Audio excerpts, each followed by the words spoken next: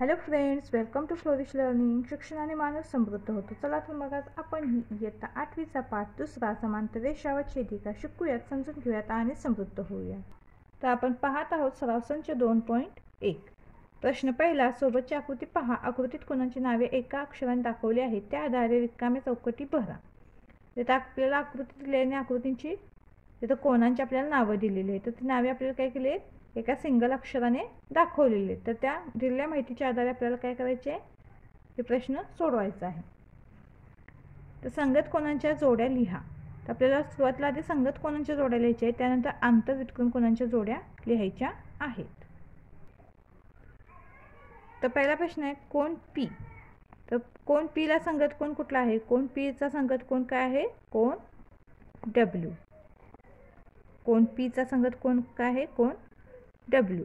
त्यानंतर कोण क्यू चा संगत कोण काय असेल, कोण एक्स.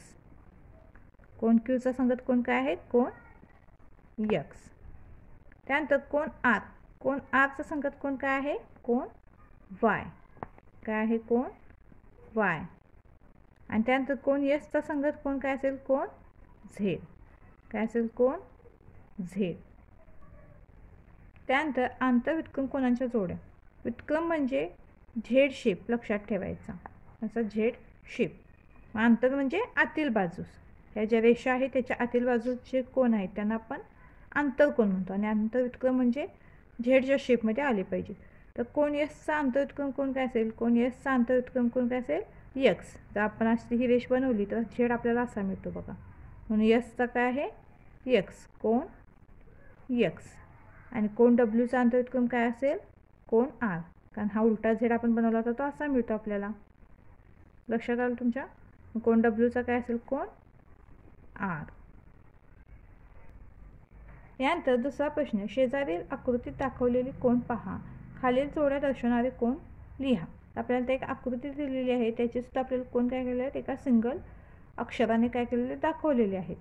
आणि त्यावरून आपल्याला आंतरव्युत्क्रम कोण, संगत कोण आणि आंतरकोण लिहायचे आहेत. तर बऱ्याच वेळेला काय होतं, मुलांना अशा आकृतीची सवय झालेली असते, त्यामुळे अशी आकृती आली की ते गोंधळतात. तर गोंधळून जाण्याची काही गरज नाही. आपण काय करूयात, थोडंसं आपलं पुस्तक किंवा जो आपला पेपर आहे तो आपण असा फिरवून पाहिला तर आपल्याला सहजपणे लक्षात येईल. ही जी अशी आकृती दिली होती ही पण आकृती काय त्याचप्रमाणे आहे. ही एक रेषा आणि ही एक रेषा आणि ही त्यांची काय आहे, छेदिका. आता इथं काय होईल, संगत कोण कुठले झाले, ह्या डी चा एच होईल, ए चा ई, सी चा जी, बी चा एफ होईल. त्यानंतर आंतरव्युत्क्रम कोण म्हणजे हे आतील कोण, सी एच बी ई. तर हा झेड आपण असा बनवला तर सी चा काय होईल, ई. बी ला काय होईल, एच. समजलं. पहिला प्रश्न काय, आंतरव्युत्क्रम कोण. आंतरव्युत्क्रम कोण म्हणजे काय, झेड. सी चा काय होईल, ई. म्हणून कोण सी व कोण ई. आणि दुसरे कोण कोणते होतील, असा उलटा झेड घटला तर कोण बी आणि कोण एच. कोण बी व कोण एच. त्यानंतर संगत कोण. संगत कोण काय होईल, कोण डी ला कोण एच होईल, कोण ए ला कोण ई. कोण ए व कोण ई. त्यानंतर कोण डी, कोण एच. कोण डी व कोण एच.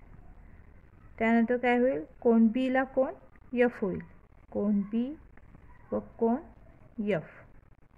त्यानंतर कोण सी ला कोण काय होईल, जी. कोण सी व कोण जी.